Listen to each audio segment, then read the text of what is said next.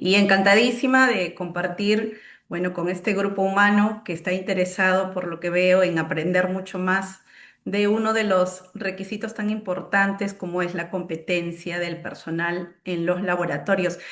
Me ayudaría mucho y sería genial si en el chat pueden escribir ahí los participantes si son de laboratorios de ensayo, de qué tipo, porque hay diferentes tipos de laboratorio de ensayo, alimentos, minerales, suelos, ambiental, ¿no? Pongan ahí LE-tal y si son de laboratorio de calibración también para saber un poco más de ustedes y también orientar un poco la explicación a ellos, ¿sí? Ahí escríbanme para que se haga muy dinámica esta presentación. Muy bien, voy a pasar a compartir la presentación. Primero, vamos a dar un poco de contexto. Veo que hay profesores o docentes, entonces aquí para entrar en contexto de lo que vamos a hablar, es importante ver el mapa de procesos, ¿sí? Todo Laboratorio, sea de ensayo o también incluso de calibración, tienen este esquema, ¿sí? Sabemos que los laboratorios en su mayoría son de servicios, es decir, son laboratorios que atienden un requerimiento externo. También sabemos que hay laboratorios dentro de las propias minas para su propia demanda. Sin embargo, siempre hay un requisito del cliente que por norma tenemos que identificar, ¿sí? Bien, y también por norma tenemos que saber qué metodología nosotros vamos a aplicar dentro del laboratorio. En este caso, esa actividad o esa identificación se encarga de hacerlo la parte comercial, ¿ok? O cualquier otro cargo que se encargue de ello. Asimismo, si es que es un laboratorio que brinda servicios, como por ejemplo en el caso de aguas, incluye muestreo. En el caso de los laboratorios de calibración, este requisito, el 7.3, no les aplica, pero sí el 7.4, que es recepción de muestras, tanto para los laboratorios de ensayo como recepción de ítems para los laboratorios de calibración, ¿sí? Luego vienen todos los requisitos en sí de la parte analítica, o tanto para ensayos como calibración y la parte de informes. Entonces, toda esta columna, acá puedo utilizar el puntero, toda esta fila, perdón, esta fila del centro es el proceso productivo de un laboratorio, ¿ok? Y los procesos estratégicos en cualquier laboratorio siempre están relacionados a la alta dirección, que puede ser un gerente general, a veces un gerente de producción, a veces un gerente de operaciones, ¿no? O a veces en las universidades, los laboratorios de las universidades, a veces la alta dirección es el decano, el director de escuela, en fin, dependiendo de cuál es el tipo de laboratorio. Y los requisitos de calidad siempre están a cargo de una función, muchas veces llamada coordinador de calidad, jefe de calidad, asistente de calidad, en fin, que tiene que administrar la gestión de un laboratorio. ¿Sí? Así es como funcionan los laboratorios. Como procesos de apoyo siempre tenemos personal, que es justamente el tema que vamos a tratar ahora, el 6.2. Compras con el 6.6, toda la parte de cómo adquieres un producto, un insumo, un equipo, un servicio de calibración, por ejemplo, que son muy usados dentro de los laboratorios, y también la parte de tecnología de la información, ¿no? Que es lo que tiene que ver con el mantenimiento de las máquinas, los backups, las validaciones de las hojas de cálculo y demás. De esta forma, si queremos bosquejar de una forma súper sencilla, es cómo funcionan los laboratorios, ¿sí? Como les mencionaba, bueno, hay pequeñas diferencias con los laboratorios de calibración porque normalmente no les aplica muestreo. La parte de emisión de informes se llama emisión de certificados de calibración, pero prácticamente todos los demás procesos son los mismos. Bien, dicho esto y entrando en contexto, vamos a hacer una pregunta. Y a ver, ahí me van consultando, perdón, respondiendo, ¿qué hace que dos laboratorios con el mismo equipamiento, los mismos métodos e incluso la misma acreditación obtengan resultados completamente diferentes? ¿Qué creen ustedes? ¿Qué podría generar? A ver, vamos a leer, a ver qué dice. Por aquí, personal. Ujú, así es. Sí, gracias, Brian, por la tan pronta respuesta. El operador, así es. No es, a ver, vamos a ver aquí. No es el equipo, no es la infraestructura, no es el presupuesto incluso, es la competencia de las personas y cómo el laboratorio las gestiona. Eso hace que se puedan obtener resultados completamente diferentes. Puede ser que entre un laboratorio A y un laboratorio B se tenga el mismo equipo, la misma marca, el mismo modelo. La infraestructura posiblemente también pueda ser similar porque la mayoría de los laboratorios más o menos tienen los mismos cuidados, ¿sí? Porque hay que cumplir metodologías o procedimientos, ¿verdad? Presupuestos, bueno, similares dependiendo del tamaño del laboratorio. Sin embargo, lo que siempre va a marcar la diferencia es la competencia de las personas, ¿sí? Y a eso vamos a entrar a conversar el día de hoy.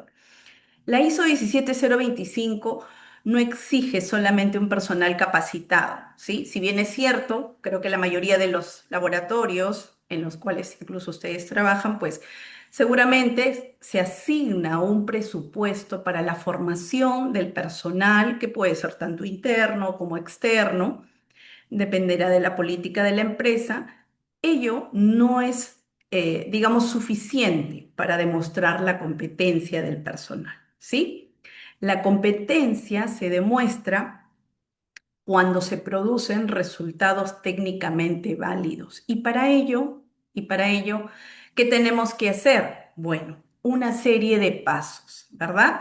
La ISO 17025, como sabemos, como todas las ISO, no nos dice cómo tenemos que hacerlo.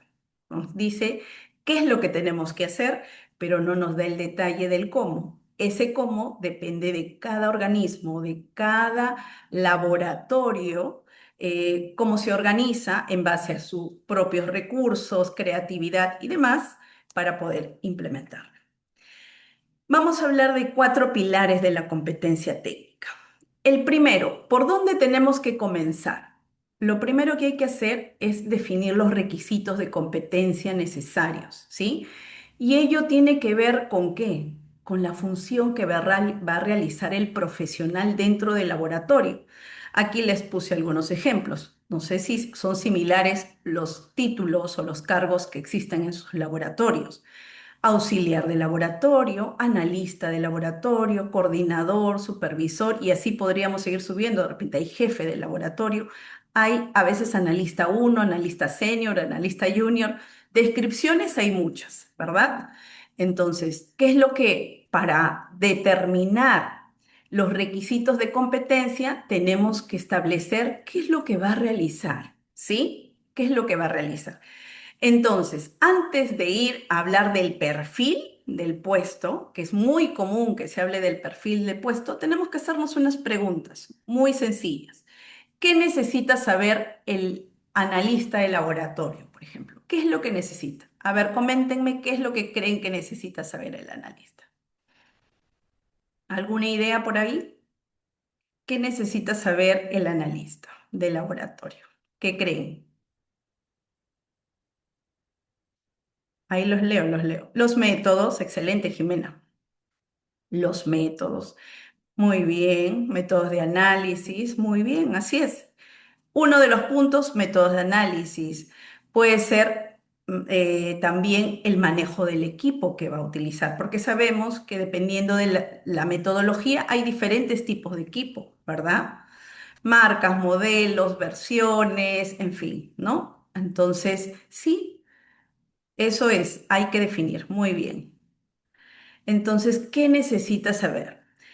Va a depender qué necesita saber también del puesto. Digamos, el supervisor de laboratorio. Aparte de los métodos, ¿qué necesitaría saber un supervisor de laboratorio? Posiblemente ese supervisor de laboratorio sea el que autoriza al personal. Entonces, si él se encarga de hacer esa autorización, se entendería que debería tener un conocimiento adicional. A ver, ¿qué me está? Técnicas de supervisión, posiblemente estimación de incertidumbre, posiblemente cómo verificar un método. Habría que ver. Por ello, es importante antes de llegar al perfil, ¿qué necesitas saber por qué? Es decir, ¿qué labores va a realizar dentro del laboratorio? Posiblemente el auxiliar del laboratorio no le tenemos por qué exigir la metodología. De repente el auxiliar del laboratorio es el que nos ayuda con la verificación interna de los equipos. Si tenemos balanzas, se encarga de verificar balanzas, de tomar las condiciones ambientales de todas las áreas del laboratorio. Y bueno, si es una actividad un poco más restringida en conocimiento, pues en este caso, se le explica esa labor. No necesitamos ponerle la valla, como diríamos, tan alta y por ello el perfil va a ser diferente, ¿sí? ¿Qué necesita saber hacer o ejecutar? Obviamente una cosa es conocer el método y otra cosa es saber realizar o ejecutar el método, ¿sí? ¿Qué debe decidir esta persona? Cada función decide algo con mayor o menor responsabilidad dentro del laboratorio, pero deciden siempre. De repente existen auxiliares de laboratorio que se encargan de lavar el material de vidrio, entonces tendrá que decidir si el material está limpio o no, si es que ha pasado adecuadamente por el proceso de limpieza, porque existen procedimientos de lavado para diferente tipo de material. ¿Ok? El analista del laboratorio, ¿qué tendrá que decidir? Si el resultado ha pasado adecuadamente o ha cumplido con el aseguramiento de la validez del resultado, ¿verdad? Entonces, tiene que decidir si, ok, reporta ese dato o de repente hace un reensayo porque por ahí salió fuera de las tolerancias establecidas, ¿sí? El supervisor del laboratorio, ¿qué va a decidir? Si el supervisor es el encargado en reportar el resultado de ensayo, entonces será el que decide si ese resultado se emite, es decir, si va a generarse en el informe de ensayo. Bien, entonces es importante que en el momento que establezcamos los requisitos de competencia estén directamente relacionados a las funciones que van a realizar cada uno de los puestos que hayamos creado en nuestro laboratorio. A raíz de ello se establece el perfil. En el perfil es donde normalmente se coloca pues el nivel de formación, el grado de instrucción, ¿no? del profesional, donde se coloca el nivel de experiencia que la norma nos habla, ¿verdad? Está basado en educación, formación, experiencia, habilidades y tendremos que demostrar muchas veces con varios documentos que nos permitan durante una auditoría explicar que pues estamos cumpliendo con el perfil, ¿sí? Bien, aquí tenemos que desarrollar la competencia. Ya tenemos el perfil, ya tenemos qué es lo que tiene que tener o qué es lo que va a hacer la persona o el profesional del laboratorio. Entonces, tenemos que identificar cuál es la brecha de cada colaborador con el perfil que hemos establecido, ¿sí? Eso se identifica desde el inicio. Digamos una persona nueva, un nuevo profesional ingresa al laboratorio. En el momento que identificas, o sea, que ingresa, digamos, no es obligatorio. A veces me han hecho esa pregunta, Beatriz, o sea, tengo postulantes que no cumplen con algunos puntos de mi perfil. ¿Yo puedo hacerlos ingresar? Va a depender. Por ejemplo, de repente tu perfil dice que tiene que conocer la ISO 17025 y el profesional no conoce. Ok, entonces, ¿qué haces? Puede ingresar, pero esa brecha hay que cubrirla. ¿Y qué haces? Lo envías a un curso, ¿no? Lo formas. ¿Para qué? Para que de repente tú has evaluado que la persona tiene la actitud adecuada, que sí es, no sé, si tú requieres un ingeniero químico, un biólogo, un químico, un civil, en fin, dependiendo del tipo de laboratorio está todo ok, excepto que le falte el curso de la ISO 17025. Entonces, no hay problema en que tomes el profesional. Lo puedes tomar, solo que ya identificaste desde el inicio esa brecha y hay que cubrirla. ¿Con qué? Con un curso, ¿sí? Entonces, ello es importante.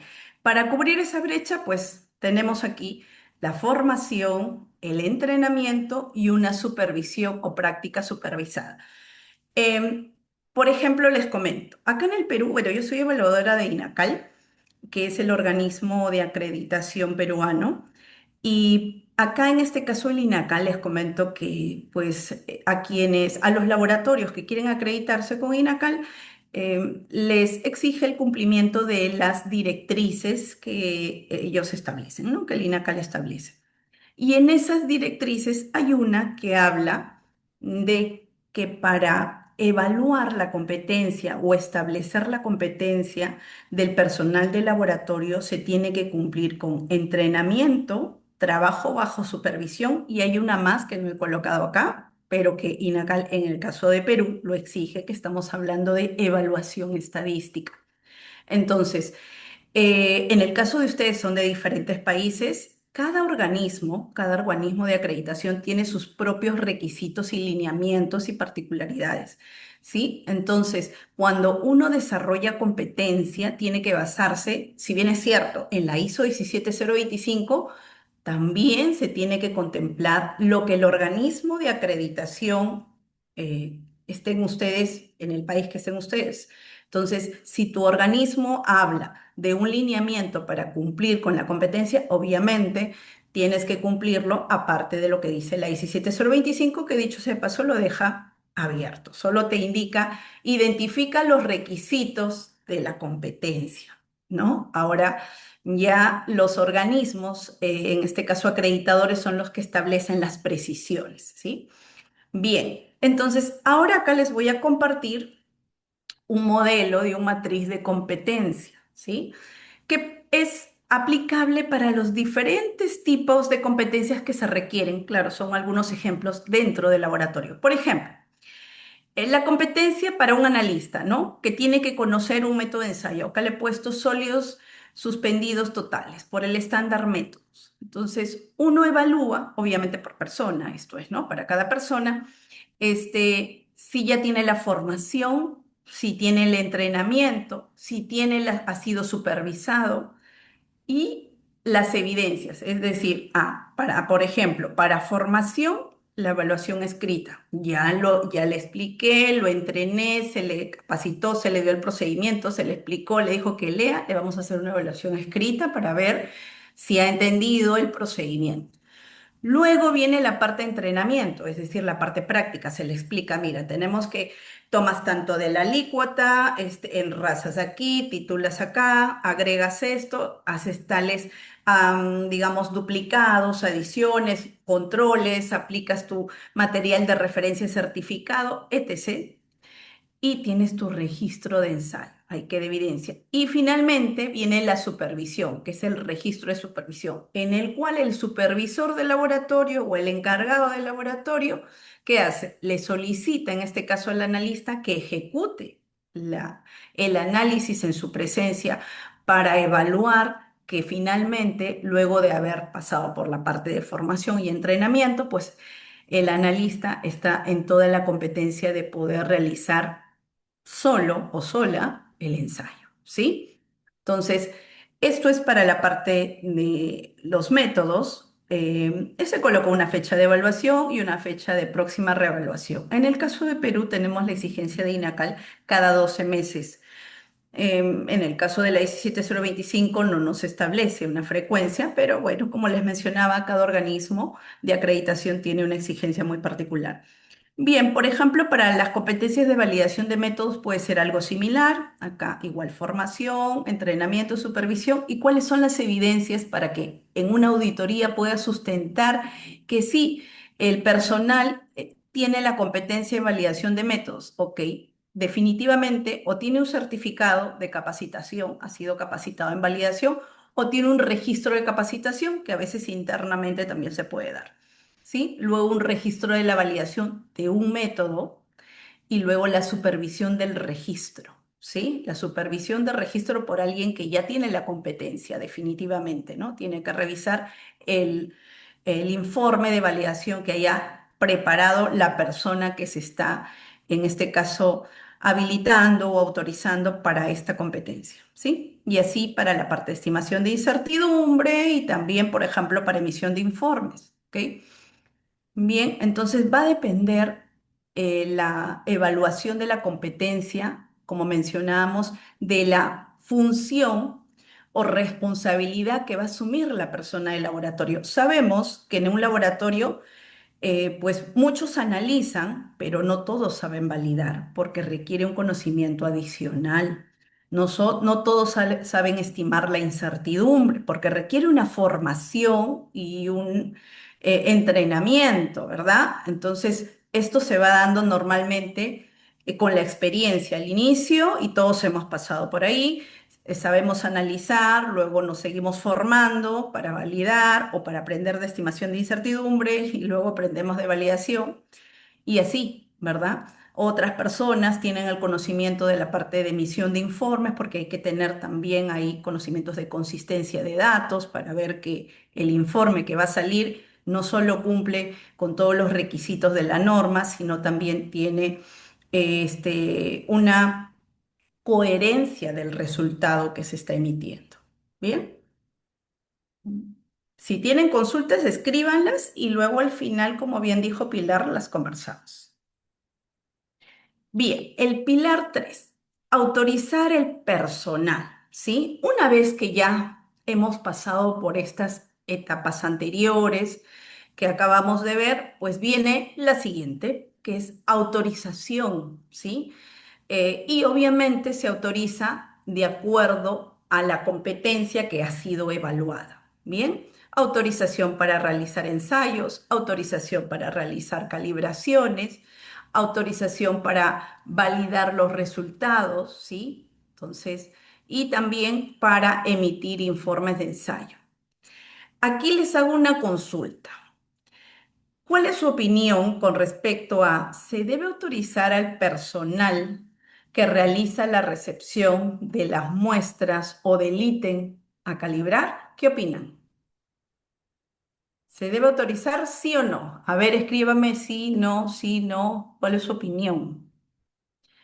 Me gustaría saber qué opinan con respecto a ello. ¿Se debe autorizar? A ver, vamos a leer acá, creo que están contestando. Sí, sí, sí, la mayoría dice sí. Ya. ¿Alguna otra opinión? A ver. Está muy bien. Bien, ¿está bien? A ver, vamos a aclarar eso. Todos dicen sí. Vamos a aclarar eso. La pregunta es, ¿se debe? O sea, ¿es obligatorio hacerlo?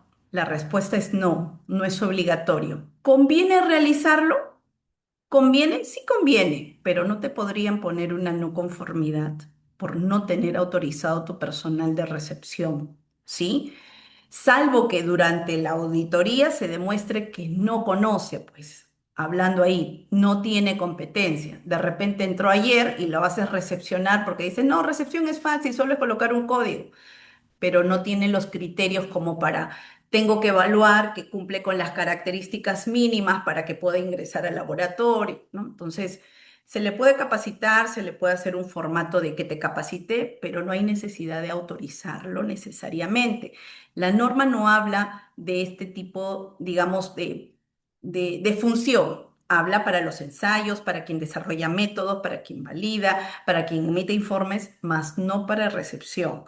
Sin embargo, sí conviene porque obviamente es un punto crítico. Todos los que trabajamos en laboratorio sabemos que si recepción no hace un buen trabajo, de pronto estamos dentro del laboratorio y nos llega una muestra sin preservar, con un poquito de muestra que no me alcanza para hacer el análisis, que el contenedor de la muestra es cualquier cosa, y eso pasa porque si el primer filtro del laboratorio, que es recepción, no hace una buena revisión, pues al analista del laboratorio le puede llegar, digamos, cualquier tipo de muestra que al final no va a poder ejecutar el ensayo. Y lo mismo pasa con la calibración. Si quien recepciona el equipo no tiene el criterio mínimo de revisar si siquiera si está, si prende o no prende, entonces obviamente ya después se le pasan los días y cuando llega para la calibración, posiblemente el equipo esté en malas condiciones y no puede hacerse la calibración. Entonces, sí es importante, ¿sí? Sí es importante, sí conviene, sin embargo, la aclaración es que no hay una exigencia en la norma, ¿sí? Por lo demás, a ver, no sé qué más han escrito por ahí. Gracias, ya deberían tener buenas prácticas en el manejo de muestras. Sí, sí, muy bien. Seguimos. El cuarto pilar y último es seguimiento de la competencia del personal. Una vez que nuestro personal está autorizado, le damos un tiempo de autorización. Como les mencionaba, en el caso de Perú no puede pasar los 12 meses. Es una exigencia del INACAL. Cada organismo establecerán o de repente se los dejan abierto a que ustedes como laboratorios decidan la frecuencia. Ahora, acá les puse un cuadrito que, por ejemplo, uno de los criterios, porque no te dicen tampoco, y acá tampoco no lo dicen, cuál es exactamente la forma de cómo hacer el seguimiento de la competencia. Lo que nos indican sí es que, por ejemplo, podríamos realizar un seguimiento o una nueva evaluación por subdisciplina. Por ejemplo, ¿no? Acá hemos tomado la matriz agua, la disciplina físico-químicos. La subdisciplina tenemos gravimétricos, volumétricos, cualitativos, ópticos, electrométricos. Si tenemos, digamos, tres ensayos gravimétricos, que pueden ser aceites y grasas, sólidos totales, sólidos suspendidos, y ahí son tres, no es necesario que le hagamos a los tres nuevamente todo el esfuerzo de la evaluación, puede ser a uno, es lo que dice, nos piden acá. Habría que ver en cada uno de sus organismos, en sus diferentes países, si hay alguna restricción al respecto. Caso contrario, podrían tomar un criterio de ese tipo, ¿sí? No es necesario volver a autorizar de cero a todos porque en realidad, siempre y cuando el personal venga haciendo con cierta frecuencia el análisis, no va a haber mayor inconveniente. Solamente es am, realmente verificar que la persona sigue teniendo la competencia de hace un año atrás, ¿ok? Por ello es que no están, en este caso, no te piden si tienes 10 ensayos y todos son gravimétricos, que los 10 se haga solamente a uno, suficiente con ello, ¿ok?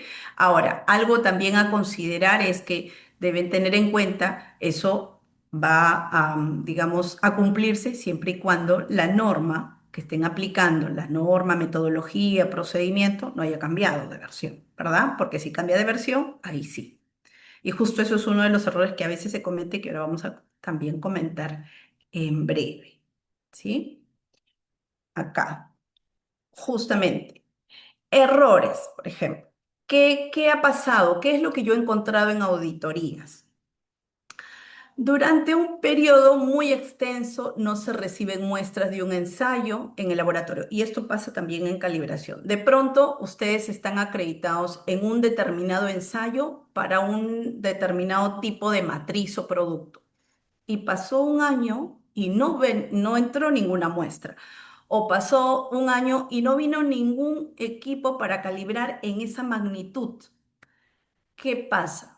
El personal puede perder la competencia. ¿Por qué? Porque ya no estás aplicando el procedimiento, te olvidas, ¿no? Entonces, no puede pasar tanto tiempo, o sea, y que no. Y si uno detecta, que lo ideal es detectar eso, ¿no? Antes que lo detecte el organismo que viene a auditarte, lo que se tiene que hacer es hacer ingresar una muestra, en el caso de los laboratorios de ensayo, o hacer ingresar un equipo, en el caso de los laboratorios de calibración, y que el personal aplique el método y genere un informe de ensayo o un certificado de calibración para demostrar que todavía tiene la competencia, ¿sí? Eso a veces es un error, sobre todo cuando los laboratorios están creciendo, tienen varios ensayos, su alcance crece, varios ensayos acreditados o varios procedimientos de calibración y en el caso de los procedimientos de calibración, a veces en diferentes rangos, ¿verdad? Y a veces uno se acredita en un montón de rangos y de pronto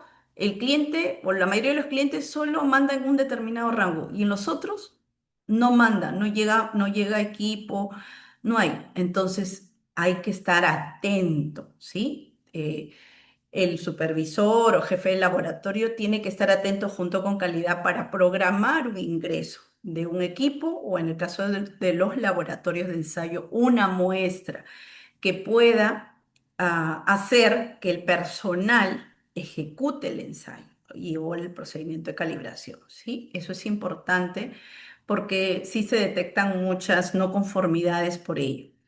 Luego, autorizar el personal con una evaluación escrita. Eso también a veces, eso es cuando recién se está empezando, ¿no? Que a veces los laboratorios autorizan al personal con un examen escrito. Es como que ya te explico cómo se hace el ensayo, o la calibración y ya te tomo un examen y con eso se autoriza. No hay forma. Tiene que haber una parte práctica, porque estamos hablando de que la persona que esté autorizada va a garantizar el resultado. Y por ello, incluso, ojo, en el caso de los laboratorios de ensayo, por ejemplo, en el caso de aguas, que son diferentes matrices, tenemos agua natural, que son las de los ríos, que son aguas, digamos, más o menos claras, las aguas potables, de uso y consumo humano, pero también tenemos las aguas residuales.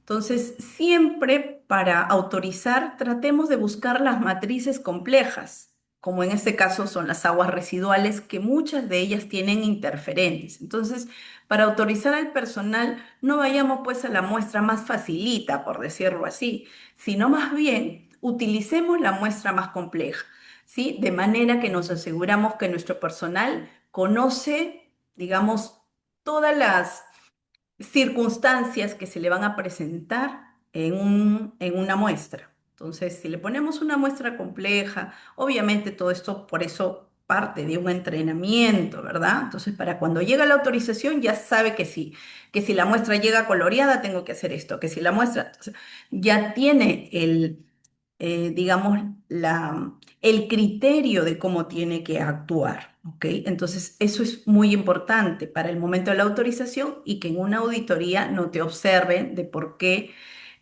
autorizaste con un caso, digamos, sencillo, ¿no? Bien, porque podría darse el caso que en la auditoría te manden un caso no tan sencillo y si la persona no se formó bien, no se autorizó bien, entonces en la auditoría, pues no le va tan bien. Luego, otro error es no reevaluar la competencia cuando cambia la versión o edición de un método o procedimiento, lo que les mencionaba.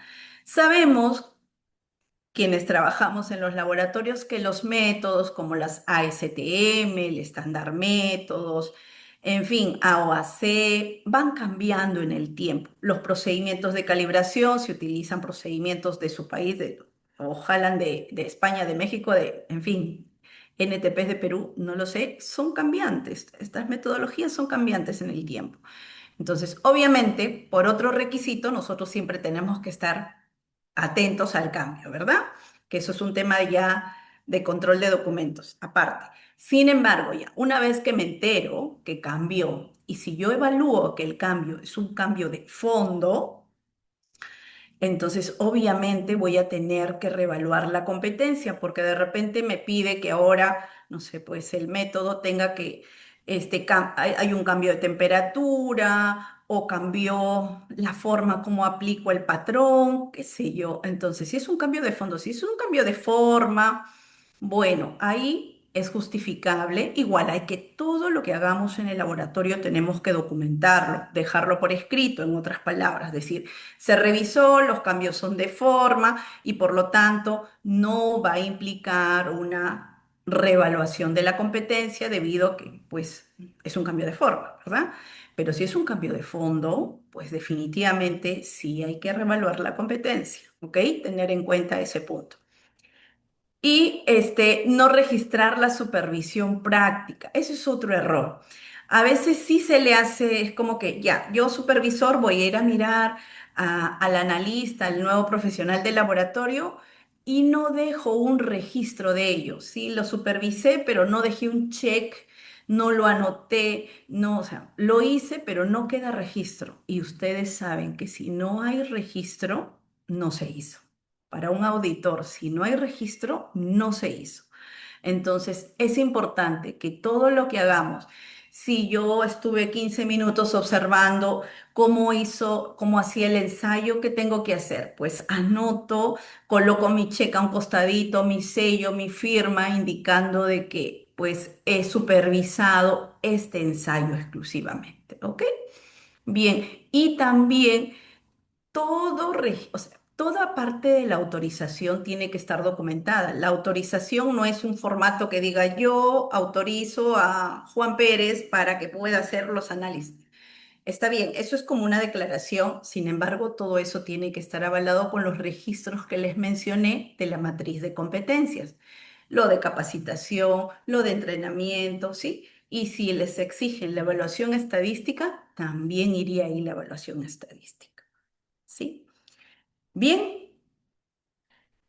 una frase para cerrar es, cuando un laboratorio desarrolla personas competentes, no solo cumple una norma, ¿sí? Genera confianza en cada resultado que entrega. Si bien es cierto, los laboratorios, ¿no? Acreditados, todos cumplimos con la ISO 17025 y seguramente em, hay muchos en el mercado, ¿no? Y a veces es un poco difícil la competencia. ¿Cuál puede ser tu diferencial como organización? ¿Cuál es la diferencia entre un laboratorio y otro? Lo único que marca diferencia en realidad es el personal. Por ello, debemos ser conscientes de los resultados que emitimos. O sea, cuando uno genera un resultado, yo les digo, porque yo soy química y trabajo todo el tiempo en laboratorios, es como que yo estoy firmando el dato que estoy emitiendo, o sea, con esa responsabilidad lo tengo que emitir. A veces, cuando estamos mucho tiempo en un laboratorio, sentimos que el proceso es muy mecánico y a veces ya no dejamos un poco de ser analíticos y de revisar el dato que emitimos. Entonces, es importante no perder esa atención al dato que emitimos porque recordemos que los resultados de un laboratorio permiten tomar decisiones, tanto los laboratorios de ensayo, los laboratorios de calibración y por ahí vi también laboratorios clínicos, por supuesto, más aún en laboratorios clínicos, estamos hablando de salud. Imagínense si damos un mal dato, ¿verdad? Entonces, qué importante, en el caso de los laboratorios de alimentos, los resultados que emitimos permiten para poder sacar un registro sanitario de un producto que va a salir al mercado. Entonces, el dato digamos, no lo tomemos a menos. El resultado que nosotros generamos dentro de un laboratorio es muy importante y tenemos que tomarlo así, ¿sí? Tomarlo con digamos, la altura de lo que amerita, en este caso, generar un dato en un laboratorio que ya se encuentra acreditado. Bien, espero haberles sumado en este tiempo. Agradezco muchísimo la invitación de Isonova. Ha sido un placer y un honor compartir con ustedes. Y bueno, quedo aquí atenta para despejar cualquier inquietud. Muchísimas gracias, ingeniera. Por favor, le voy a pedir que me haga anfitriona para poder compartir. Muchísimas gracias. Ah, vamos a leer algunas preguntitas, ¿no? Por Sí, favor, a claro ver que si sí. leemos. Sí, hay muchas preguntas en el chat. Muchísimas gracias a todos, por favor. Vamos a leer unas 5 preguntitas por ahí, unas más relevantes, así que escríbanla. Y enseguida yo vengo a anunciarles una gran sorpresa para todos. Ingeniera, muchísimas gracias. A ver, aquí dice una pregunta, la vamos a leer. Dice, A ver. ¿la realización de ensayos de intralaboratorios puede servir de registros técnicos y evidencia para la autorización del personal? Sí, claro que sí. Sí, Ahí puedes está utilizar Nelson. eso también. Sí, claro que sí. A quien me haya preguntado, porque veo tantas preguntas, pero sí, sí, por Sí, supuesto. muchas. A ver, otra aquí. ¿Qué informe de laboratorio es el que vale o tiene más peso? ¿Un laboratorio acreditado con la MN 17025 o un laboratorio que no tiene ninguna certificación? Nos dice Kabir. Ah, ok. Por supuesto, un laboratorio acreditado con la 17025 definitivamente genera más confianza. Sabemos que tanto las certificaciones, o en este caso las certificaciones que son, digamos, las más conocidas, como 9001, 14001, 45001, y en este caso hablando de acreditaciones, pues son símbolos de confianza. Los clientes, al ver que un organismo como un laboratorio cuenta con un reconocimiento de una tercera parte independiente, porque obviamente viene un tercero a evaluar al laboratorio, que estamos hablando del organismo acreditador, pues eso genera muchísima confianza. Y recordemos que la acreditación es a nivel internacional, es decir, ustedes se acreditan en su país, pero la acreditación pasa fronteras para todos los organismos de los países que son miembros firmantes del acuerdo multilateral. Entonces, que son la mayoría. Por lo tanto, la importancia de la acreditación definitivamente suma mucho para un laboratorio, ¿no? De ensayo, calibración o incluso clínico. Sí. Excelente, excelente, muchísimas gracias, nos dicen. Aquí, de Yarelsi Vázquez, dice, ¿cuál es su opinión en relación a la participación en webinar como soporte a la formación del personal?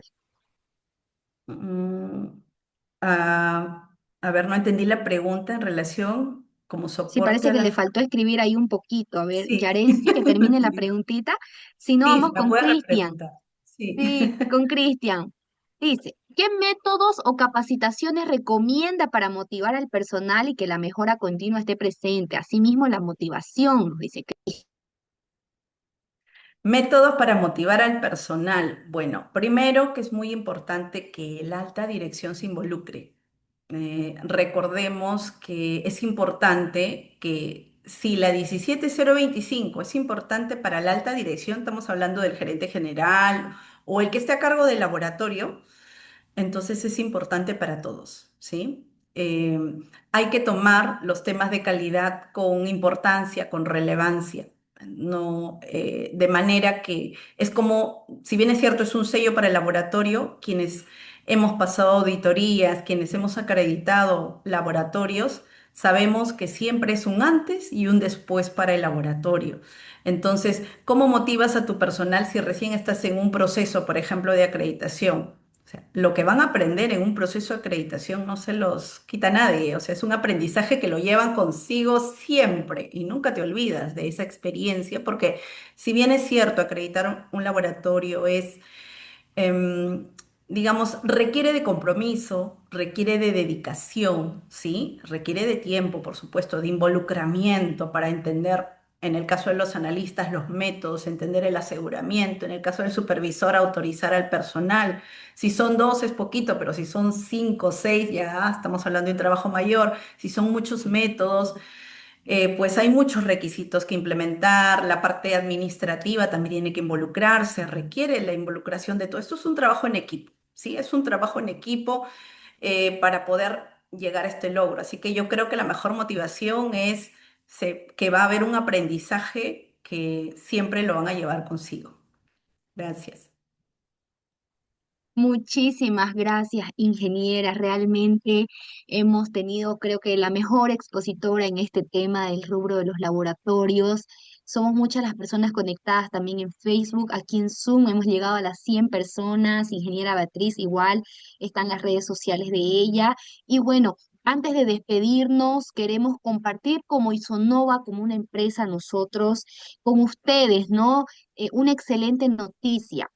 Bien, si este webinar les ha resultado valioso y desean dar el siguiente paso para poder convertirse en verdaderos expertos y desean quizás nutrirse un poco más con estos conocimientos, hemos preparado un programa de formación mucho más completo, bien, y práctico sobre todo. Les voy a estar compartiendo en este momento la pantalla, les voy a quitar los últimos 5 minutitos para que ustedes puedan ver esta oferta. Aquí lo voy a dejar, ahí se puede verificar. Nosotros como empresa siempre damos estas capacitaciones, tenemos nuestro cronograma que también lo voy a estar pasando al grupo. Este mes tenemos el experto en implementación de la norma ISO IEC 17025.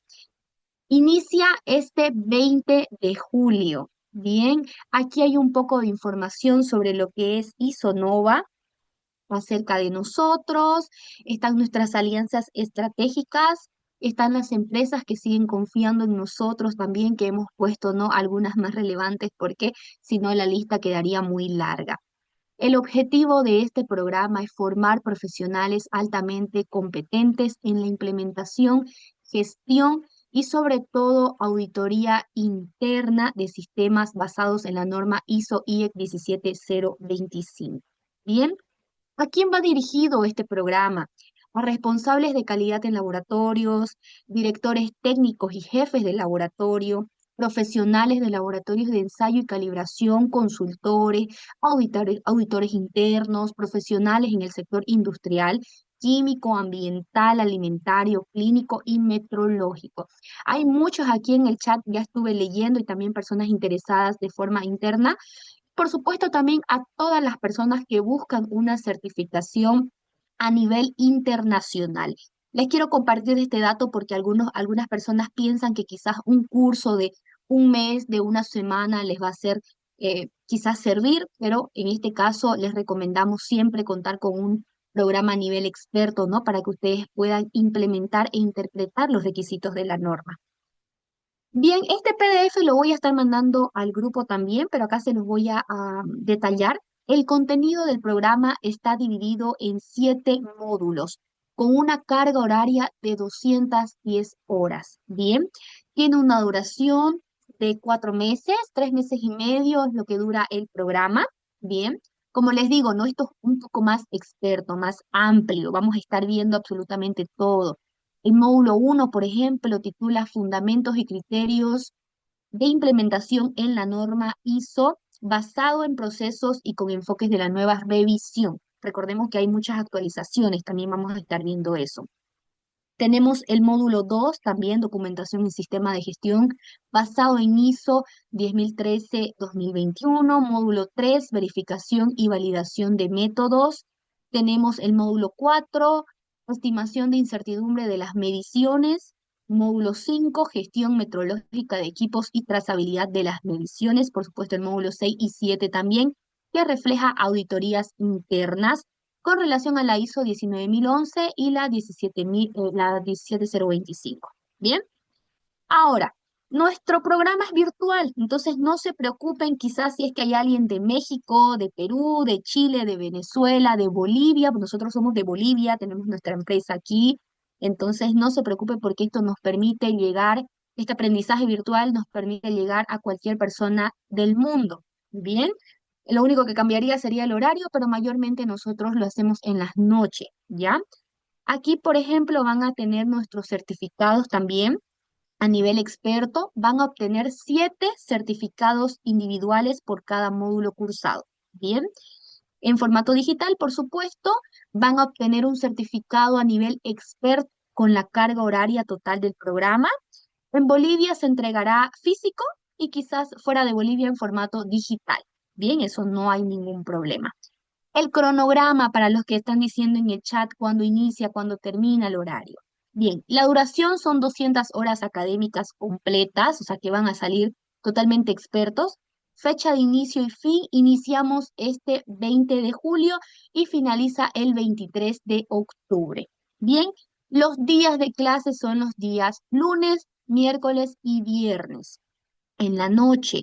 En Bolivia, Chile y Venezuela, de 7:30 a 9:30, ahí están los otros países, pero si ustedes quizás están en otros lados, también podemos hacer el cambio, ¿no? Pueden cambiar en qué horario sería, pero en Bolivia lo hacemos de 7:30 a 9:30. La modalidad virtual en vivo por Zoom, como estamos aquí reunidos, lo mismo, solamente que los días lunes, miércoles y viernes.